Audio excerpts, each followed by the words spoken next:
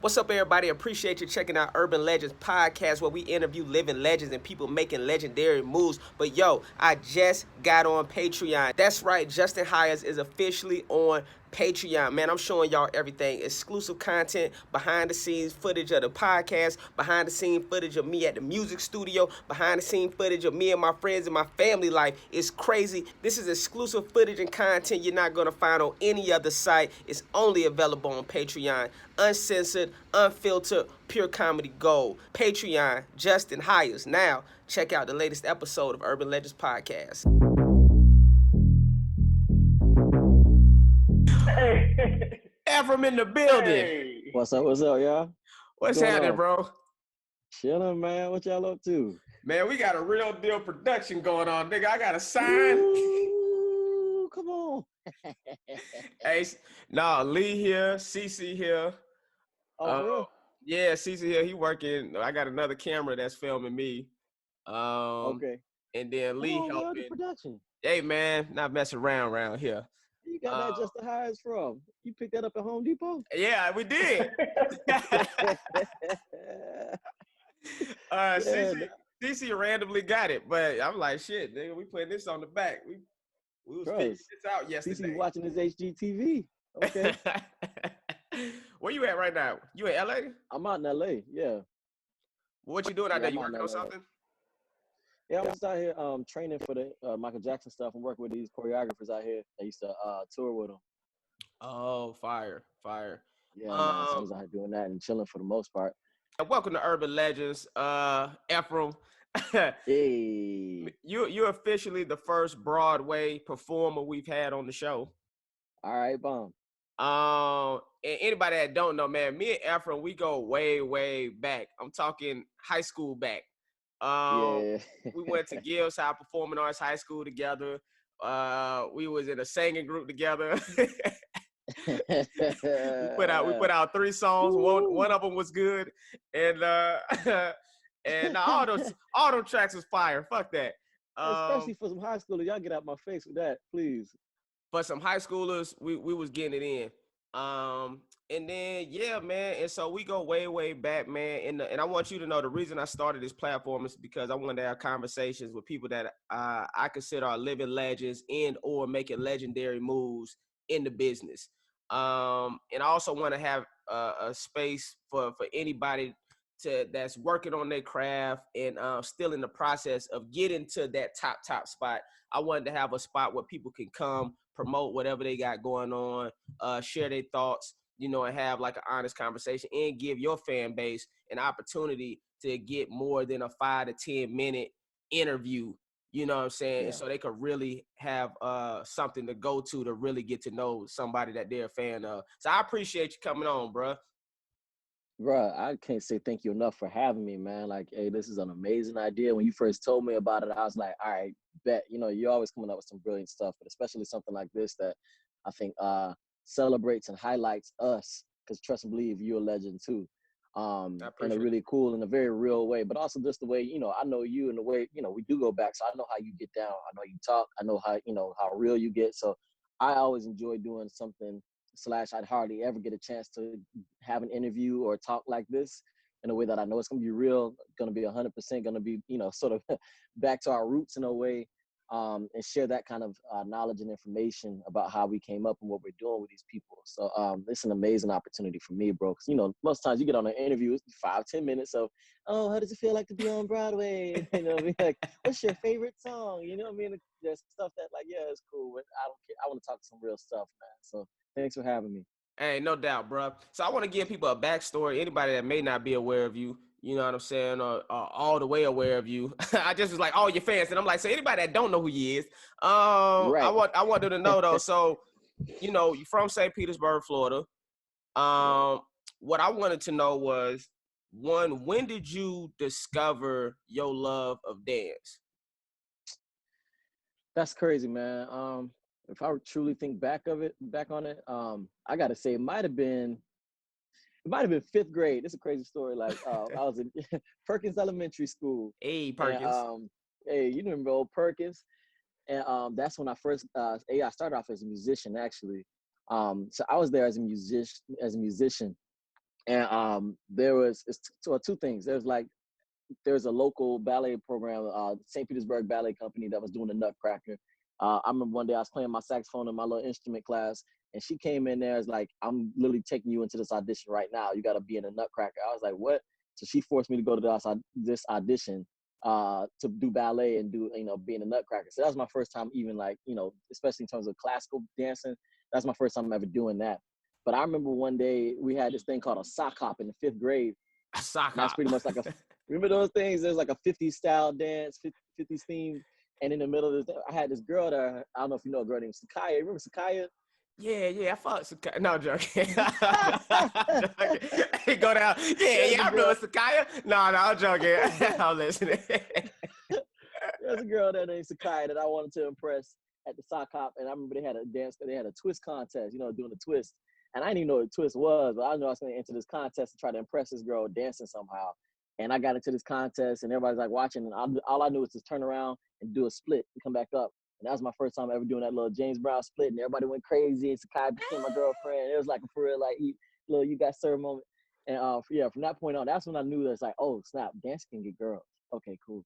Oh, okay. Yeah, I think that's when I really got into dancing. But it was that and doing that Perkins, and she made me be in that Nutcracker. And from that point on, they gave me a scholarship to the ballet program, and I started doing dancing at John Hopkins, and then through Gibbs, I just kept doing it from there. Fire. Now, when you said you was a musician first, what instrument were you playing at that time?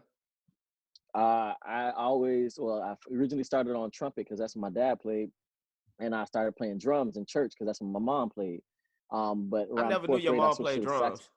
Yeah, my mom used to play the drums for FAMU. She used to be in the marching band back in the day. Crazy. She played drum set at church and all that. So I remember that's the first thing I ever started playing when I was like probably 3 years old, watching my mama play drums, and then I get up there after church trying to play what she played. So she started teaching me, and then I saw my dad play the trumpet, so I wanted to play that when I got to school. But then I thought for some reason I just thought saxophones were cooler. Hey, so man, I switched to the saxophones are sexy. I was like, saxophones are sexy. I'm pretty sure most girls like saxophone players. You see what I'm driven by, right? Oh, no, that's what I'm about to say. So clearly, you do you got all these talents so you can get ladies. I get it. I got it. I was a young jit, and I was like, this, yeah, pretty much. But nah, man. I just thought it was cool, man. So I started playing the saxophone around 4th grade, 5th grade, actually all the way through high school. I was playing a marching band for a minute at Gibbs until I switched to drums and marching band. Hey, I want y'all to know something because like I said, we go back. Ephraim has always been the guy that women like. There's certain, he knows the truth. There's certain dudes who have a magnetic energy for women. Like, it don't matter who the other dudes are in the squad. Listen, I look better in person than I do on camera right now. See, he got me looking, even right now, I look ugly. I got my hair done and everything. But I'm trying to tell you, yo, you could be in a club with Ephraim. It could be 5 dudes. We all look good, fresh haircuts, and women still gonna be like, "Who is that one?" They looking at Ephraim, yo, and you have that. And my homeboy Dalen Spratt, he one of the Ghost Brothers. They got a show on the Travel Channel, Ghost Brothers, like black dudes looking for ghosts. No. But him and you are the 2 dudes that I know. I don't give a damn what I got on. I don't give a damn what I'm doing. Girls still gonna be like, who is that one? It's probably because they see me and I'm over there pumping and sweating and dancing somewhere. Like that's the only reason I remember getting attention. Like, we used to go to the club back in the day, even the teen clubs and stuff like that. And the first thing we do is like, and then Leon is called too. So he remember like, all right, so set up a circle. Somebody go get in and start dancing real hard. Then all the girls come over to us. Like, that's what we always used to do. But it's crazy that he say that, man. But we both some handsome young men. Hey, man. Hey, Ephraim used to shut a club down to the point where they done turned the lights on. They like, hey, nigga, get out. And Ephraim still like, no, motherfucker, not today. I'm trying something new today. I'm trying something new. I got a new routine on y'all ass that y'all ain't seen yet.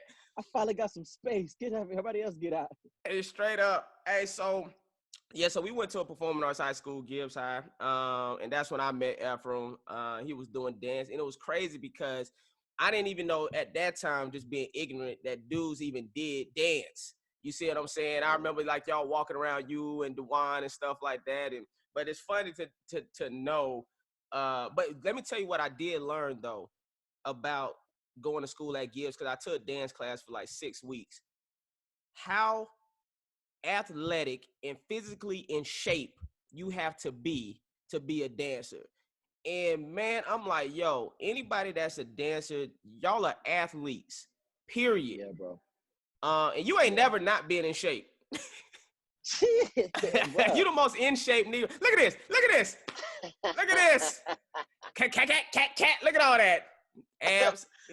That's crazy, bro. Man, yo, it's all from dancing, really. Well, actually, just like you said, we're athletes, and I started off as an athlete before I was really dancing like that. To tell you the truth, me and Dewan both. You know what I'm saying? So it came to a point where I was doing ballet and basketball, baseball, football all at the same time. Same thing for Dewan.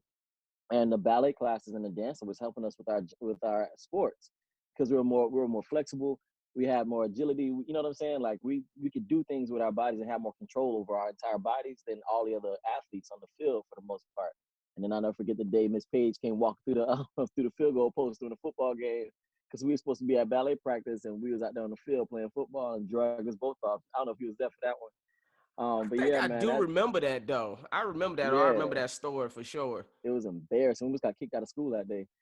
But yeah, man, that kind of dancing, man, it definitely, I don't got to, people ask me all the time, oh, you go to the gym, you go to the gym? I'm like, nah, bro, I'll be around here lifting up these girls all the time. You know what I mean? Or like, especially the kind of hours that you have to put in as a dancer, the discipline of dance is like crazy, bro. Especially I got to college, I literally start off dancing 8:30 in the morning and wouldn't stop dancing until 10 o'clock at night, almost Ooh. every day of the week.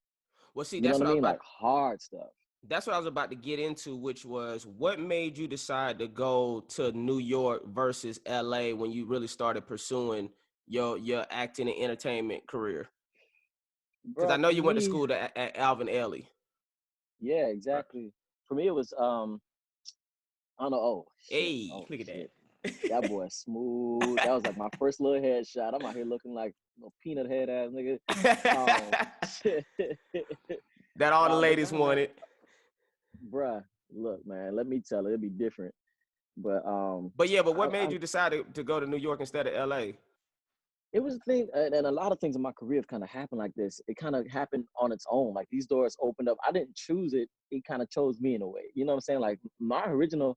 Once I didn't get into Juilliard, that was the one place in New York that I knew I wanted to go for Mm, dance. Once I didn't get into there, I was like, well, I'll probably just stop dancing. I was getting ready to go to Tennessee State actually.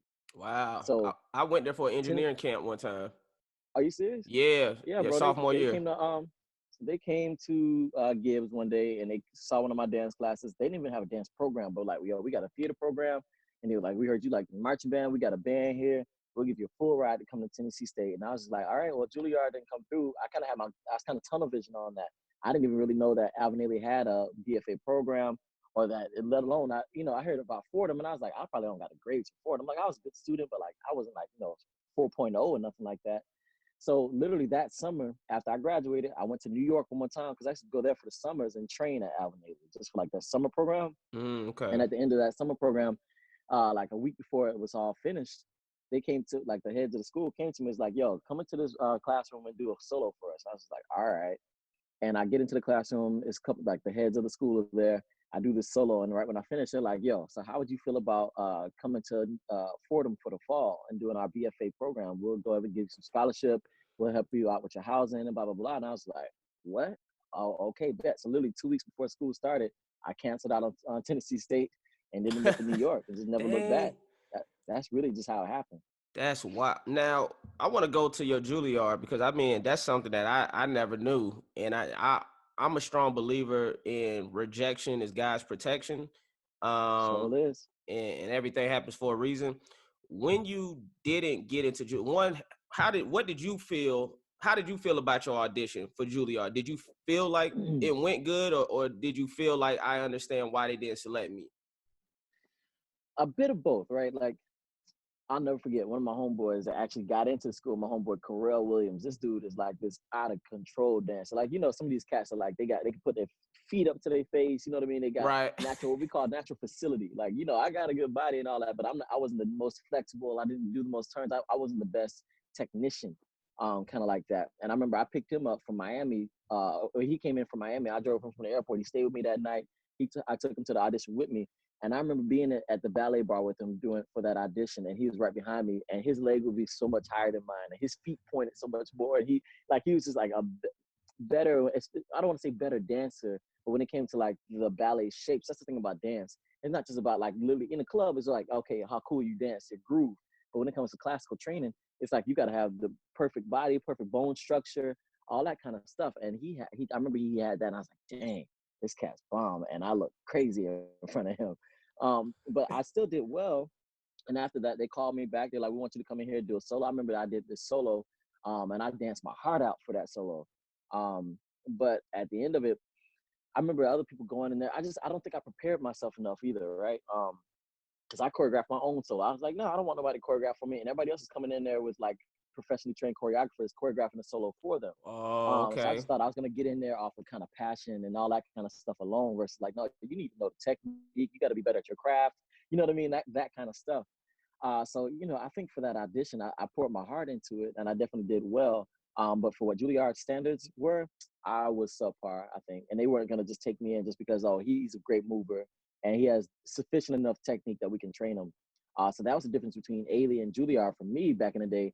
Juilliard, I think sometimes were taking kids that didn't need as much training because they were already to a sufficient level of like ballet and classical sort of training. They were like, oh, now we're just going to work with these high-end choreographers and teach you how to move and in these European ways. Ailey was like, no, we're going to train you and we're going to make sure you look good. We're going to make sure your lines are clean. You're going to come in here. It's like the army up in that thing, like how hard we were training and working to facilitate our bodies. Wow, that's amazing, bro. So Yeah.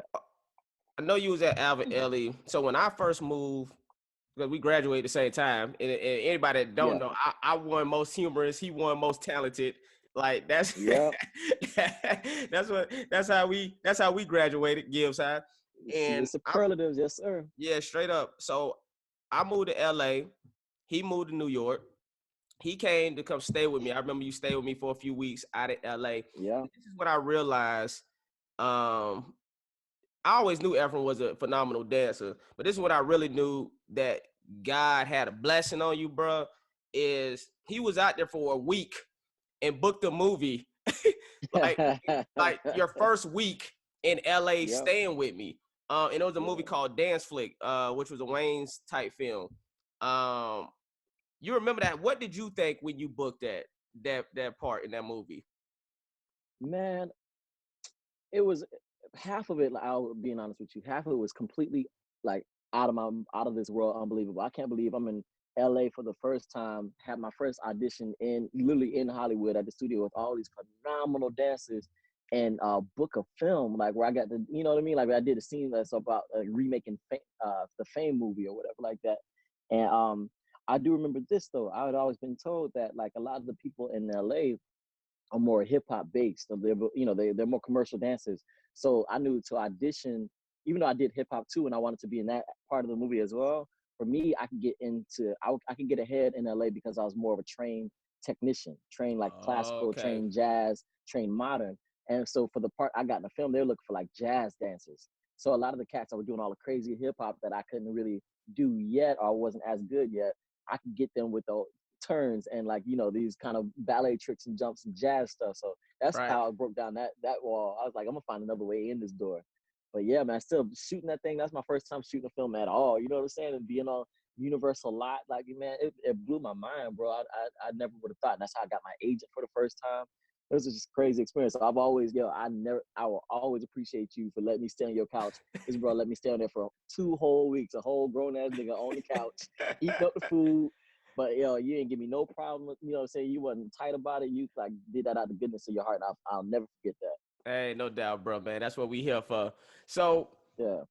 when you in New York, you book. What was your first major production? Was it I ain't even say your credits. Anybody that don't know, he because we done hopped into the conversation, but he's done Hamilton, The Little Mermaid, Ain't Too Proud.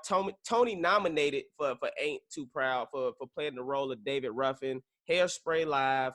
And now he's gearing up to play MJ, Michael Jackson, on Broadway. But before we get into all of that, I want to talk about Hamilton, because I want to know one, what was the audition process? But before that, when you did it, when you were doing it, preparing for it, right? Yeah. Hey. Hey, oh, look at that nappy ass head. That boy had no lineup. Yikes. Yeah, you look like a new slave. I just got off the plantation. Um, when you were preparing for that, y'all was having rehearsals. Did you know it was gonna be what it became? Was Oh, there any absolutely, bro. inclination? Absolutely. We knew from moment one. When it came to auditioning for Hamilton, like, truth is, I had worked with that team, the whole creative team, the director, the choreographer, the music director. I worked with them before. We did the show called The Wiz, or the Wiz. Right. Um, they did a short stint in New York, and they had another show called In the Heights that I auditioned for a bunch of times, so they knew me. So after I had already done The Wiz with them, and I did the show Bring It On with them, when they came to Hamilton, they called me up directly. It was like, "Yo, we got this new project." It was just a reading stage at that point, and pretty much they're gonna get the cast together. We're gonna go through the script and the music for like a couple weeks, and we're just gonna sit at a music stands and just sing it out loud, just so they can hear the flow of the show just off the page, right?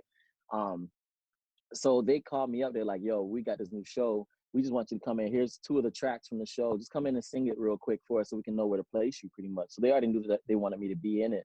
Um, so once I got into that reading though, bruh, and I got my hands on that music for the first time, and I started, hey, I didn't know the story of Hamilton like that at all, right? Yeah, So I I started like didn't. literally just nobody knew really what this man had If actually it ain't done. This cat, Abraham Lincoln, nigga, I'm lost. I'm right? like, Abraham Lincoln freed Boom, the like slaves. he freed the slaves. That's all we pretty much cared about. George Washington chopped down a tree, which comes out false. That didn't even really happen.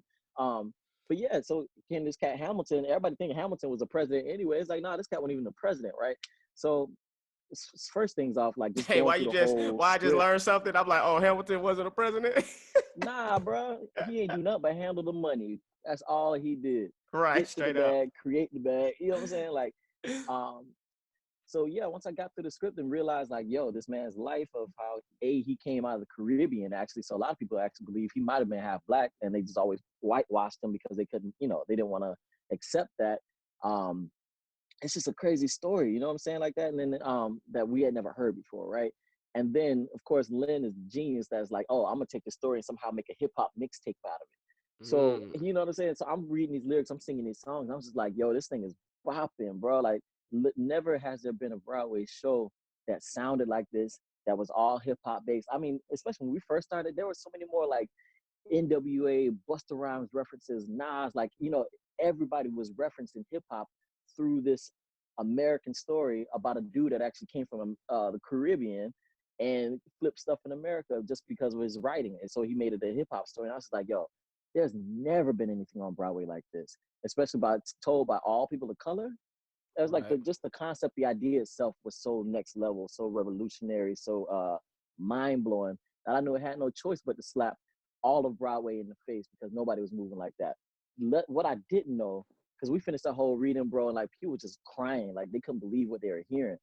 But what we knew that it was going to change the face of Broadway. We knew it was going to change the face of like kind of theater in New York, take that to the next level. We had no clue that this was going to become like literally a cultural phenomenon, like across the country. This is being taught in schools now. Like literally how big it got across the entire country, across the globe now. It's like Hamilton's like truly a household name. Like a lot of Broadway shows, you get a Broadway hit, like, and Broadway fans know about it. Broadway performers know about it. Like, Rent got to a certain extent, but like not everybody really knows about Rent, even across the country. Right. Hamilton is being spoken of on every television show by every person. I was literally working with on the show called Vinyl on HBO at the time, and Mark Scorsese directed it. And I remember him coming up to me. He's like, "Yeah, I heard you in Hamilton. Yeah, so I want to. Can you get me tickets?" Like, yo, everybody. That's Crazy. all they wanted to talk about, bro. You So should have said, that I Mark think it was that. Scorsese, get out my face, bitch. No, I'm joking.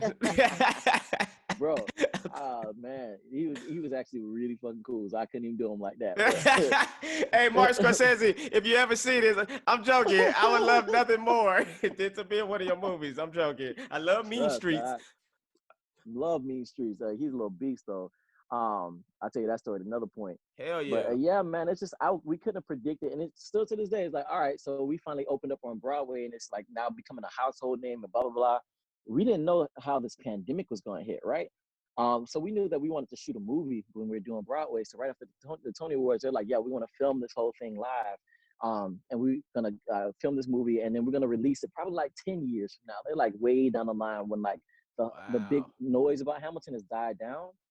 But because of this pandemic hitting, Broadway shutting down, and supposedly even Disney was like suffering because, you know, the parks are closed.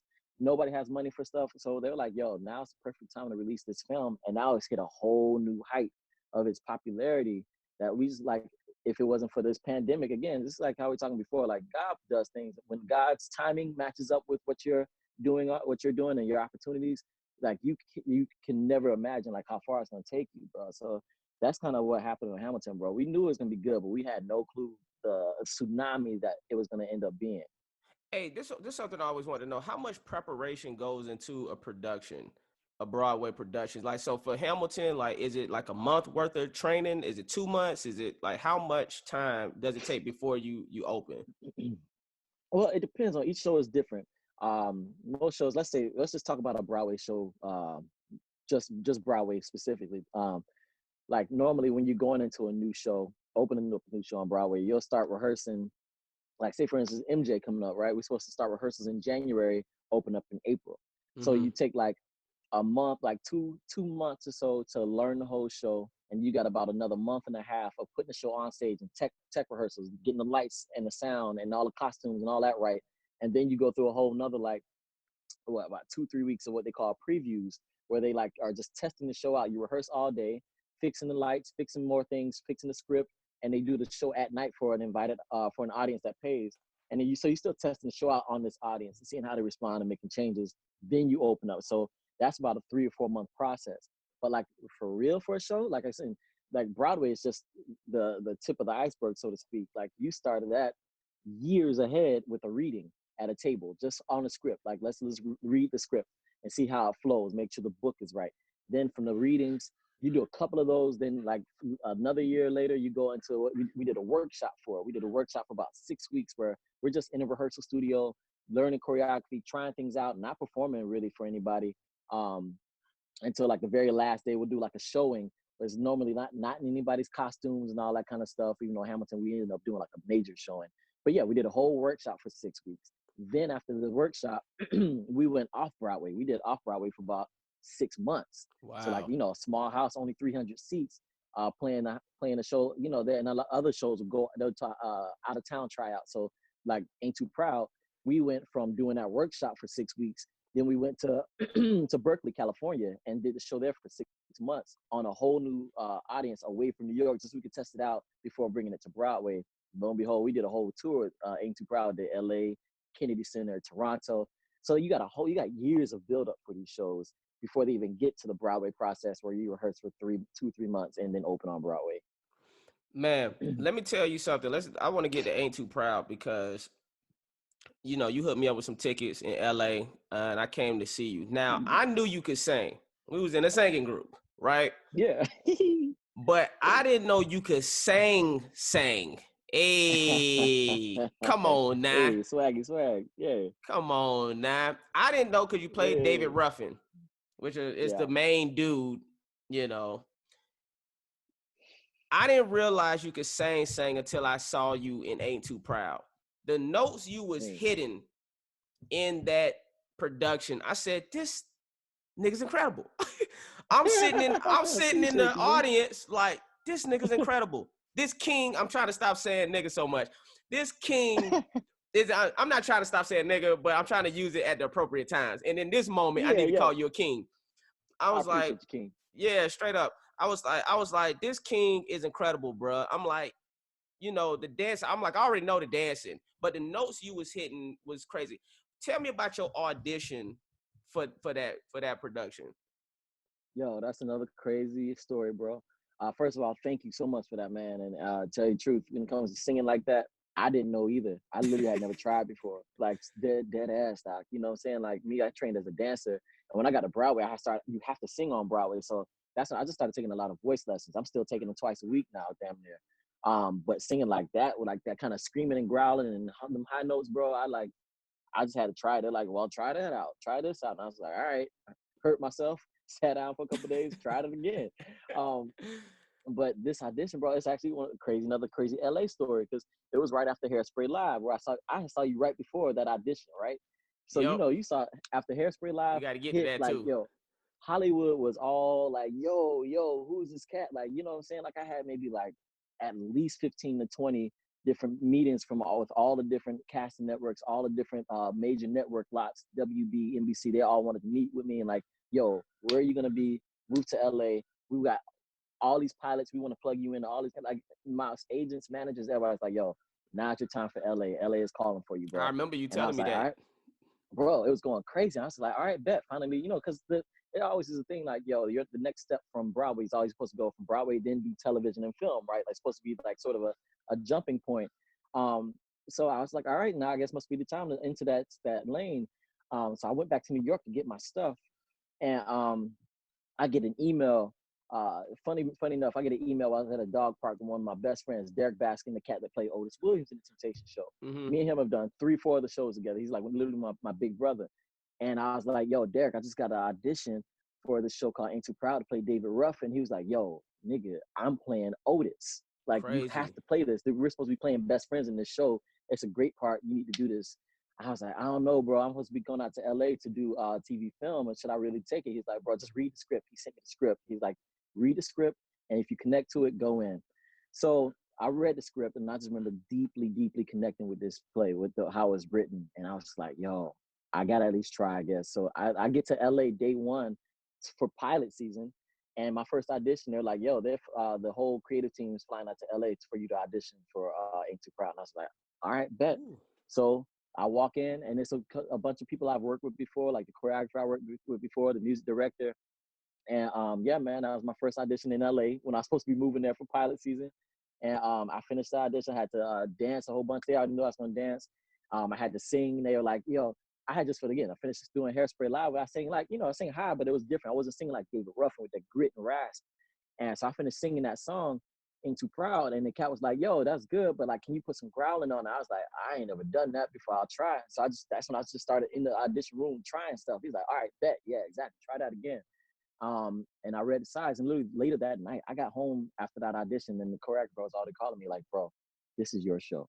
Wow. He's like, yo, I'm telling you, he told me, he's always believed in me, man. Sergio Trujillo, always, he believed in me before when I was just in the ensemble in the back, dancing and doing splits. Like, he was like, yo, this is your Tony Award moment. He's like, Ephraim, you're going to take this show to the next level. This is going to take your career to the next level.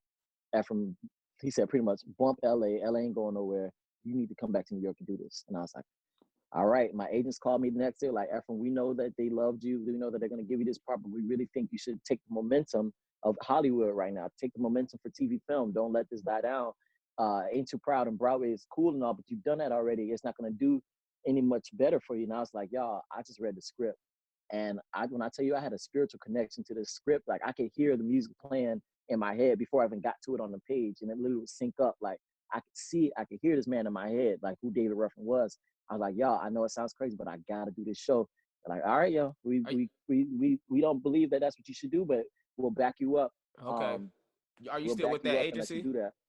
Yeah, I'm still with them. Okay. We're still agents, managers. And 2 years later, when I'm getting that Tony thing, they were like, yo, you were wrong. You were right, Ephraim. Like, yo, you made the right move on that. So we're glad you always follow your heart. So Is that that's one thing I've always had to bet on. That's what I was about to say, man, because that's the thing about, a lot of representation, man. They don't see your vision always, and you really Yep. have to believe in yourself and know that you the captain of your ship to get to where you Yep. trying to go. Because, and Yeah, at man. the end of the day, they thinking about money. You see what I'm saying? Exactly. Because they know if you book a pilot, they're like, he at least go get $25,000 an episode at the Right. very least. You see what I'm saying? Right. So they thinking about that versus I don't even know how much Broadway performers get, which is something I thought about. Not I didn't think Yep. about doing Broadway, but I've wondered like what's the pay scale. Yeah. But I'm glad you followed your heart, man. I think that's something outside looking in about you, bro. It looks like things always line up. Yeah. Do you feel like you've struggled any, or do you feel like you've just had like extreme favor time and time again. Because outside looking in, it seems like bam, one gig, another gig, another gig, another gig. It's like, do Right. you ever feel like frustrated, or do you always land another role right afterwards and you been kind of good since you've been out there? I mean, it's a bit of both, right? I ain't gonna deny the absolute phenomenal favor that's been all over my life from, and I say from day one, because a lot of people just seeing it now with these big name projects. But for me, just getting a job in the first place right after college was favor, right? Like, let's talk about, again, talking about how God's, what would you say, something about protection? Oh yeah, The rejection is God's denial, the protection. rejection is protection, right? Because, again, I was at Alvin Ailey. I was in the second company for a minute. And when I came and slept on your couch in LA, it was right after I auditioned for the first company. That's what my heart wanted. That's what I wanted to do. I wanted to be in that first company. I had no thought about Broadway before. I had no thought about really acting and stuff like that before. I wanted to be in Avenali. And I auditioned, and I remember my last audition, it got down to me and one other dude that year, and they took him instead of me. And I auditioned for these other dance companies. Everybody in the dance world, in terms of concert dance, was saying no to me. And I had did all this training, uprooted my life, moved to New York, got all this thousands of dollars in debt, and I don't got no job in the most expensive city damn near in the country. And I remember like, yo, God don't want me to be here. I've worked my ass off at Ailey. You know what I'm saying? Like, and to have that door close on my dance career like that, I mean, that took me down, bro. I remember calling my dad, like crying. I don't know what to do. Like, what, should I move home? Like, I'm not good enough, like for real. And he was like, nah, stick it out. Just wait. Do what you got to do from now. If you got to get a regular job, just stick it out. And it was right after that. It just so happened that one of the cats that choreographed on me at Ailey, he's from the Broadway circle. And he kind of put my name in for a job. They're like, yo, Ephraim, come in. There's a dude leaving this show, and you're about the same height as him. And so we know you can dance the show well. And we know that you can sing a little bit. So come in and audition. We think you might be able to do this job. That became my first Broadway audition. I had no sight on Broadway. You know what I'm saying? So those kind of things, that was, again, the divine favor, I say, in the moment, but still came with all that heartache and hard work. And when I got to Broadway, I wasn't getting no lead roles, but at the same time, I'll say this: I was happy for all of my ensemble roles. I was never complaining about having to be in the back or not having lines or not being the lead. And I was like, no, I got a job and I get to dance, and it's paying me well, especially compared to concert dance. Like, Broadway pays a lot more. So I was just like, no, just keep grinding, keep hustling, wait for my moment, and just keep learning. Like, I was on the stage with like some greats, these juggernauts, these great actors, these great singers, and I was like, I'm sitting back there just learning from these cats, and they telling me how to go about it. So that was 15 years ago, and people just now are kind of seeing the benefits, you know what I mean, of that. Now the boom, boom, boom lineup of now get this show, this role, that role, this role is happening. But like, not to say I was really, really struggling in New York, because I'm going from Broadway show to Broadway show, but in terms of like the career success, what it looks like from the outside, man, it's a hell of a lot of grinding. It's a hell of a lot of staying open and putting your ego aside to just be thankful and grateful and keep learning, be a student at all times. And then you wait for your moment. And then a moment happens like Hairspray Live, where it's like, I turned down the audition for Hairspray Live, bro, just because I Wow. didn't think I was good enough. And I was like, no, I heard that Ariana Grande is supposed to be doing it, and Jennifer Hudson and all these A-list actors. And I was like, they're not going to pick me. They want me to audition, but like, they're going to pick somebody like a Chris Brown or Neo or whatever like that, right? Because Right. they pick an A-list celebrity. They're not going to pick me. Mind you got to sing that high. I didn't think I could do it. So I turned the audition down twice. And they finally came back. They're like, yo, my agent's like, yo, Ephraim, they're begging for you just to send in anything because they can't find anybody. I was like, all right, I'll just try it once. And you know what I Yeah. mean? And that became I'm I'm that, bro. So I'm glad you just said that, because sometimes I don't audition for stuff because I'm like, they already know who they want. You know what I'm saying? exactly. But I'm glad you just told that story, because maybe that'll push me to audition for certain things. But the difference is the casting never calls my agent and be like, we really want to see Justin. You know what I'm saying? I don't get them phone calls. They like, no, who's Justin? Who's that We guy? want to see who. Who? Let's talk about Hairspray Live. I gotta thank you, first of all, because you allowed me to meet my crush, my little Hollywood crush, which is Yeah. Ariana Grande, at the time, for sure. I'm gonna tell you how it worked out so great, bro. Yeah. Hey, there you Little go. blue suit. Yeah, yeah. Let me tell So you how good. it worked out, bro. So that was the first season of MacGyver when you was doing Oh yeah. that, and I was on set with one of my co-star. Her name Tristan Mays, right? very, Ooh, Tristan. yeah, very, very, very attractive. I know, I know, very beautiful, very attractive Yeah, woman. she bad.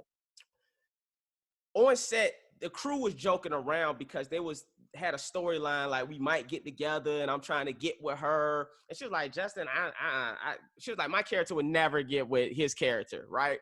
And I was like, I said, hey, Tristan. I don't know if you know this. I said, but women like me. I said, I know this is a character and I'm kind of playing a goofball, but I said, make no mistake, in real life, women like me. She was like, Trust and whatever, believe. whatever, Justin. Immediately after I said that, you called me with Ariana Grande FaceTiming me. With Ariana saying she wanted to FaceTime me because I told him, now I'm married, everybody. I don't got my ring on. I've been filming some music videos, but I'm married.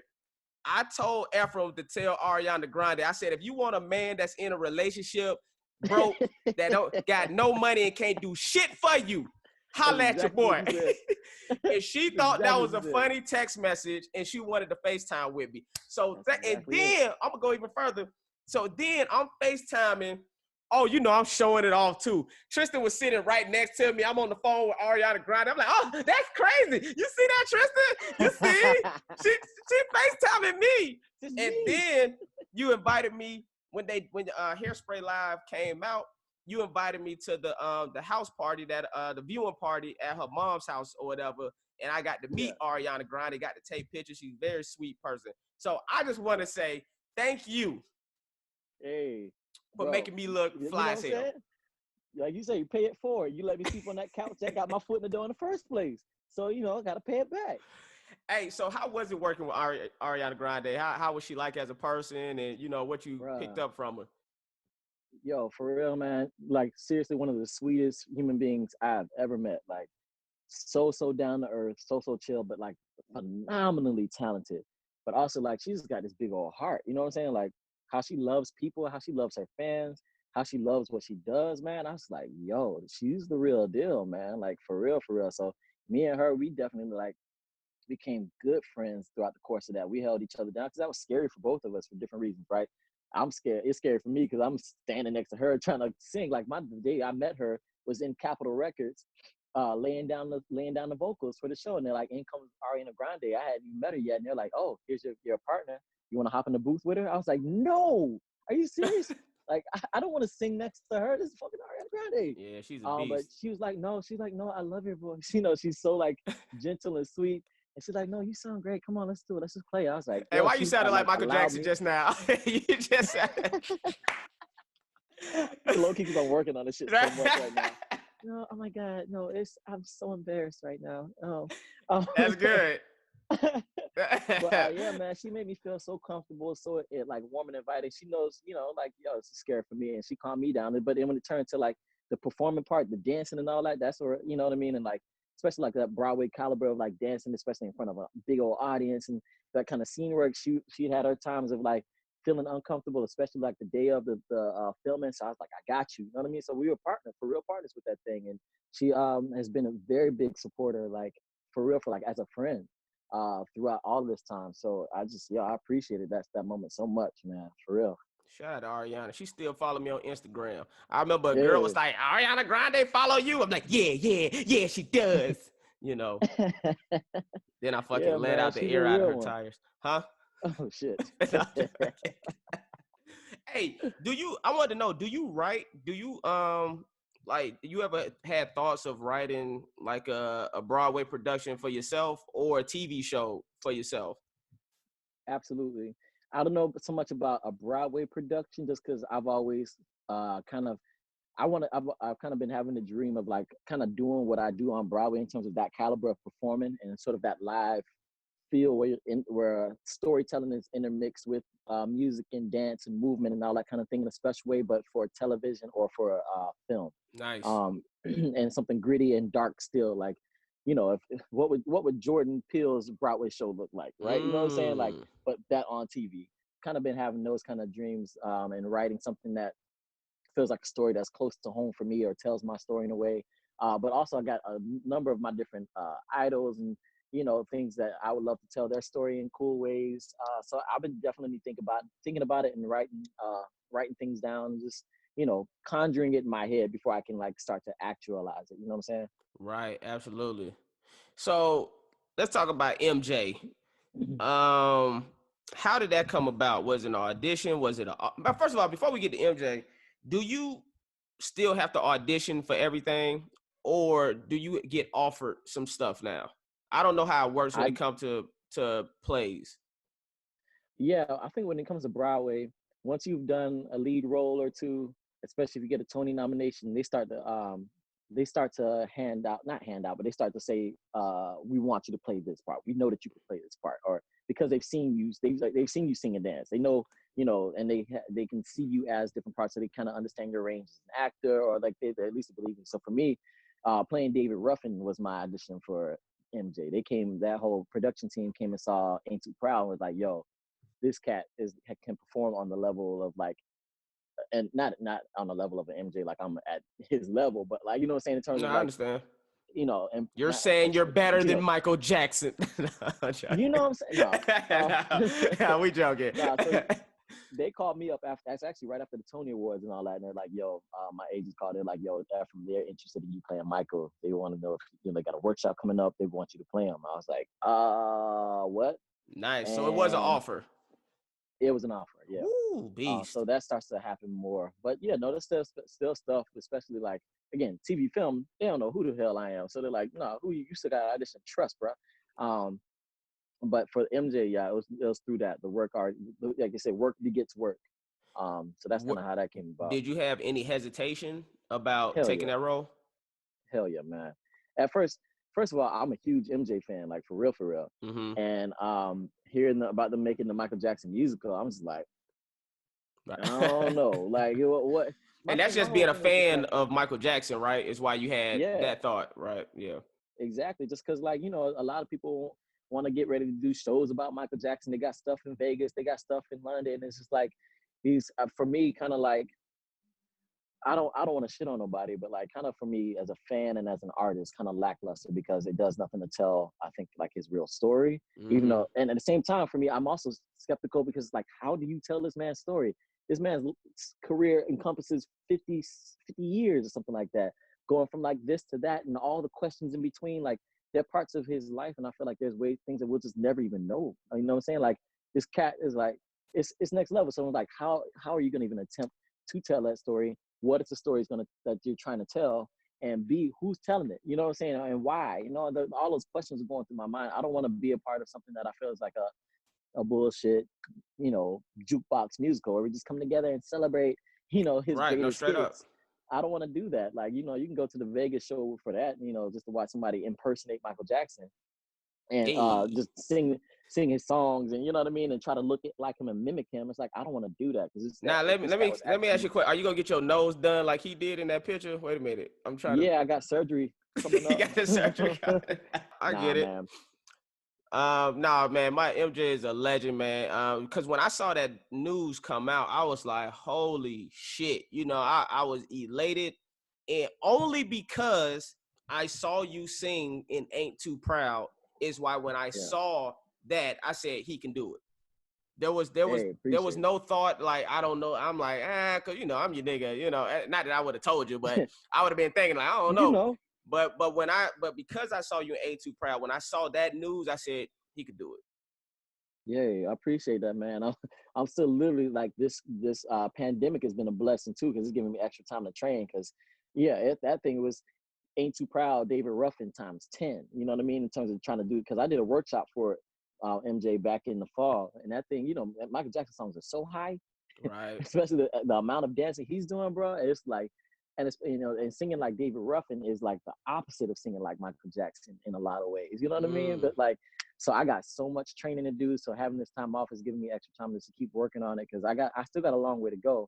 Um, but yeah, man, it's an incredible opportunity, bro. Like, this is the one job, the one role that, like, I will say is kind of like a dream role for me. I know I've always wanted to be Michael Jackson since I was a little boy. You know what I'm saying? Like, he's he was always my hero like that. So, you know, I can't believe this dream is actually coming true. And I'm getting like, I'm out here in LA right now training for it. You know what I mean? And working with cats that are telling me stories about him because they knew him one on one.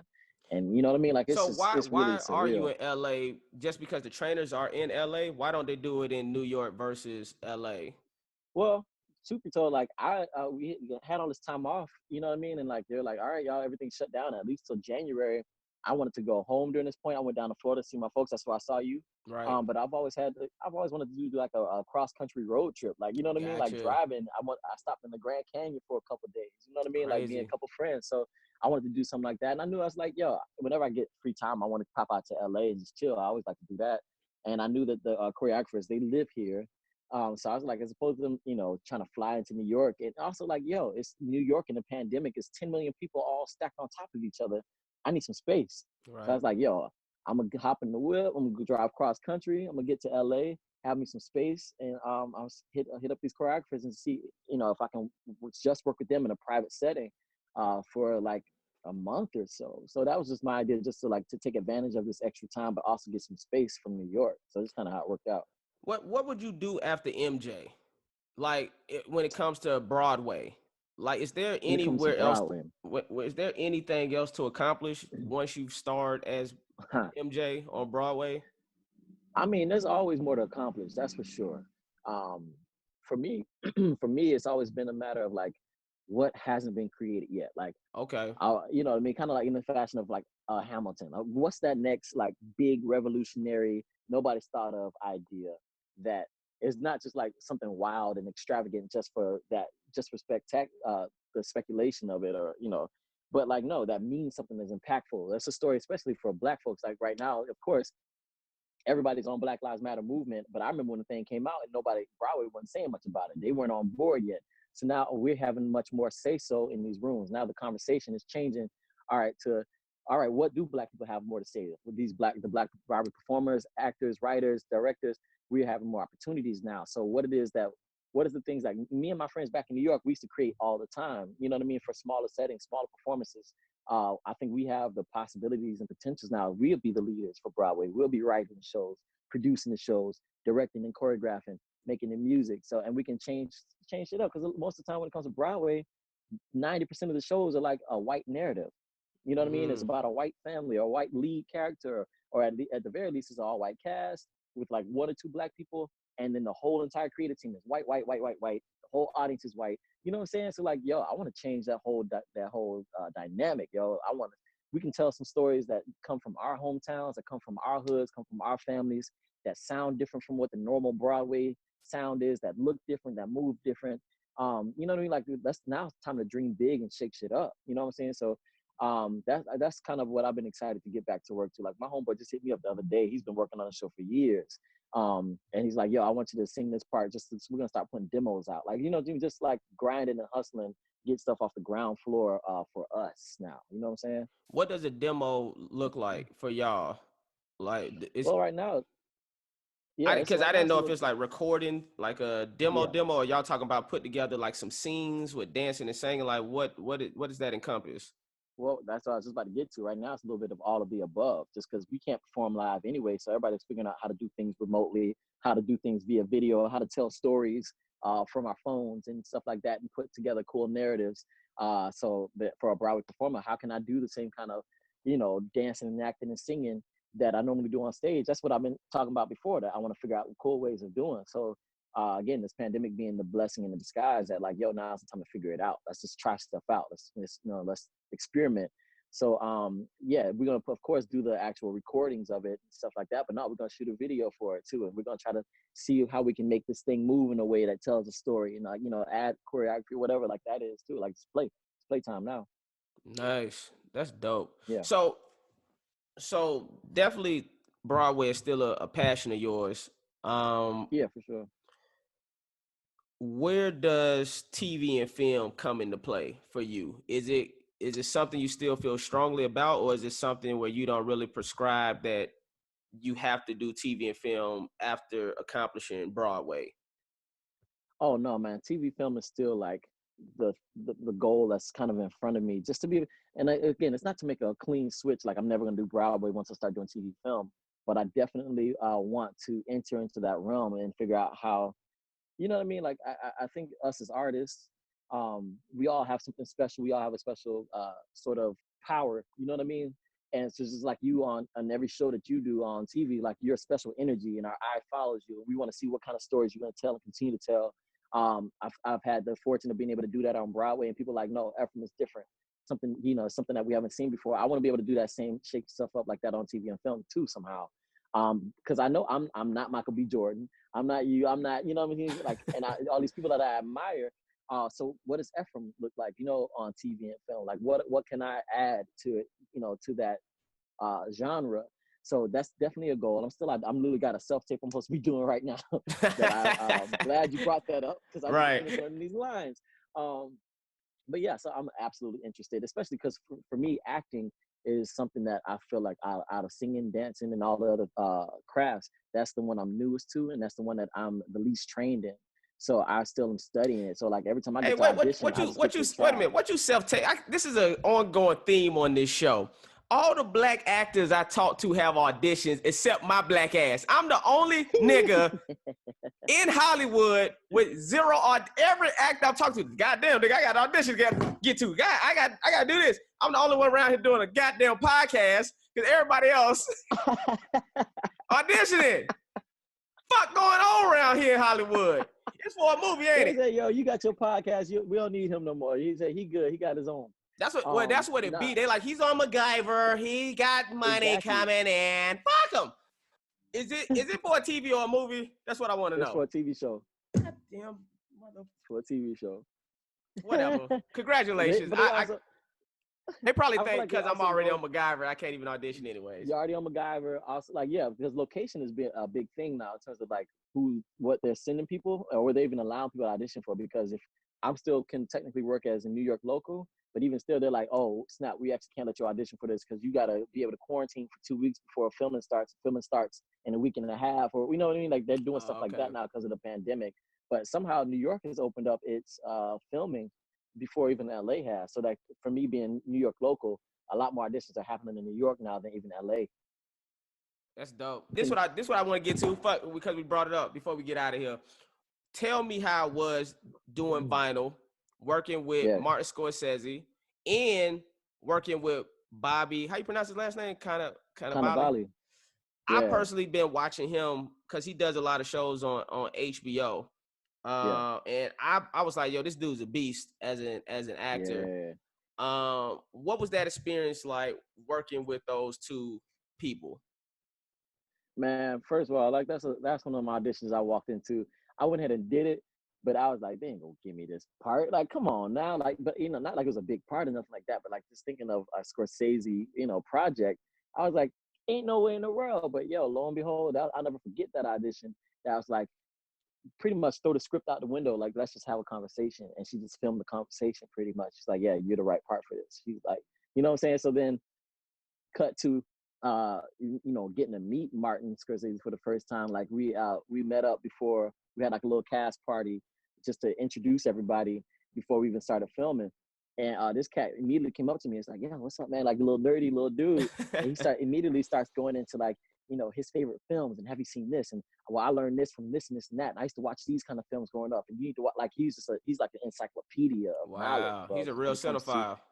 He's a real cinephile, bro. Like you see him get nerdy and excited over this stuff. So I was like writing this stuff down. This man is offering information at my first time meeting him. You know what I'm saying? So it was really cool, man. And again, the way he likes to film and stuff like that is, again, it's certain people like him. They remind me of children playing. Like, you know what I mean? Like kids in the backyard is like, yo, I'm gonna put on a show real quick. I'm gonna grab my camera and just like shoot something. You be this, you be that guy. Yeah, you know what I mean? It still has that childlike energy about it, and exploration. So somebody like Cannavale, who's a beast of an actor, and why he's so beasty is because, yo, the saying action is not go for him. You know what I mean? This man is always embodying something, like, and the way he talks to you in person and that level of realness and rawness. And he's also one of the biggest hearts, down to earth as hell. He's the first person I ever saw. He knew everybody's name on set. Wow. All the crew, every actor, all the ADs. Like he's like, no, he told me, he's like, you got to know the crew more than you know your cast. I was like, bomb. All right, bet. And like he has that rawness to him. So then no matter what part he's playing, you believe him, and he's like vicious with it. So then you see like why him and Marty are always linked up, because like, yo, you can easily put that on camera and play with it. Like, you know what I'm saying? Like, So it was just a really cool learning experience for me. And I'm just in the back, like trying to not shit myself when I'm saying my little lines, you know what I'm saying? Like, but learning from these beastie actors all around me, man. So it was a dream scenario. Man, when I saw you doing that show, I was like, those are two people that I would definitely want to work with. So I was like, I know that had to be an incredible experience. Um, this what I'm gonna say before I get out of here, which is you will go down in history as one of the greats, bro. I feel like one of the reasons why things continue to work out for you is because at the end of the day, you're a genuinely authentic, pure-hearted person.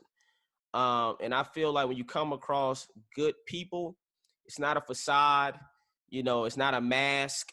Like, let me pretend like I'm a good guy. You're genuinely, you see what I'm saying? I know exactly what you're saying. And that those are qualities that I admire about you. I feel like you have a unique perspective about life. I've never personally seen you get like mad. Yeah. How do you meditate? Like, how do you keep your Yeah. even temperament? Because that's something that I Um, don't have. I've been to my parents, when I'm on set, nobody would know because, I'm yeah. extremely professional, but like my homeboys and you and my parents, y'all could see how riled up and passionate I could get.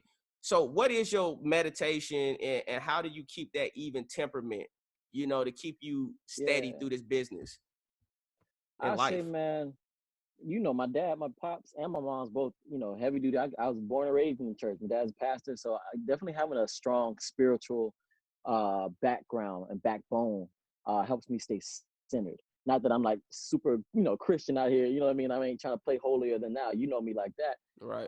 But I know Yes, who I God. do. I know you know me, man. But but I know who God is. You know what I'm saying, like that. So as long as I can keep that sort of, like I say, keep God first. I can keep that in my sights. I always have something to sort of weigh myself and my situation up against. I always have a way of like saying, especially in the moments where I don't know what to do or when I'm frustrated or when I'm lost, I got something I can trust in. I have a faith that like something that I can just sit back, go for the ride, enjoy it, and trust that everything will continue to work out for your good if you have that kind of heart that you're talking about. Like if you're well intended, if you work hard, and if you treat others well, no matter what happens around you, you're gonna be all right. Straight And up. not only are you gonna be all right, but you're gonna actually have a positive impact or influence on everybody else around you. You might be the thing that can help the situation. So just stay cool, and stay real. But it's being able to have something like that to trust in. That then I think God, as God has created you with your gifts, your talents, your heart, He's gonna use you. You know what I'm saying? So it's not about what you can do in the moment; it's what God can do with you. So That's a I've always bar. had that kind of trust. That I don't. It's never been about what I could do, what I couldn't do, how talented I was. I've always said that. Like that's something my dad taught me early on. I've known 10 cats off the top of my head immediately that are a bit more talented and all these other things. It's always been about what God can do with you, through you. So you got to just keep that part of you open, and then just now enjoy your process. Now even enjoy the bad times. Find out how to trust those moments and find purpose in all of that kind of stuff, man. So I definitely would say it was having that kind of church background and maybe still now to this day, I do meditate and I do my yoga too. And I keep my crystals on my right and my left, like anything that adds to, again, what for me is now just breathing, like literally breathing will save your life. You know what I mean? Breathing, Breathing yeah, will keep straight you up. centered. Breathing deeply every day will clear your head and help you figure things out. Um, so that's an ongoing thing that I practice literally every day, bro. Hey, man. Well, I could tell, man, keep doing your thing, bro. Again, like I said, I wanted to celebrate you. I wanted to have conversations with people I consider living legends and people making legendary moves, and give, like I said, everyone a platform to come on, so we could continue to watch your journey. And, I just wish you the best, man. I love you. I appreciate you. Yeah. I'm glad I just talked to you. Now I don't have to go to therapy. I was like, go to No, you should still go therapy to or therapy. have Ephraim on the episode. Which one should I do? But yeah, man. Uh, kill your audition, bro. I hope you book it. Appreciate you. And just keep doing your thing, man. Yo, I can't tell you how much I appreciate this, bro. I can't, this has been my favorite, you know what I'm saying? Like, and being able to do this with you of all people, somebody else that I truly respect. Yeah, and I got to give you your flowers too. You know what I mean? Like, bro, from moment one, you've been one of the hardest working, most hustlingest people I've ever seen in my life, bro. You're one of the people that inspire me. Like, you keep me feeling like I'm not doing enough. And that's the kind of people that you want around you. Cause like, bro, even in school, you was always like doing everything, writing your own stuff. Like you had this hustle and this confidence too. And that's something I got to keep working on. You had this confidence behind you too that I think is completely opened up so many of your doors, and it managed to stay so real, down to earth, humble. Like, you know what I mean? You're somebody that completely inspires me, bro. And now you're doing your thing with this podcast and giving, platforms to people. So you literally are kicking down doors for people like me, for others like us that are watching, I think right now. So I would just say thank you and for having me, but please keep doing what you're doing, bro, because you're literally busting these doors down for us and literally giving us all platforms with this podcast and with your life. You know what I'm saying? So appreciate you, Doc. Hey man, I appreciate that, bro. Thank you, man. Hey man, you a king, bro. You a king. Keep doing Yo, your same thing, to bro. you, I'm bro. gonna let you go, man. Love you. Love you, bro. I'll see you soon. Peace. Sway, sway, sway, sway.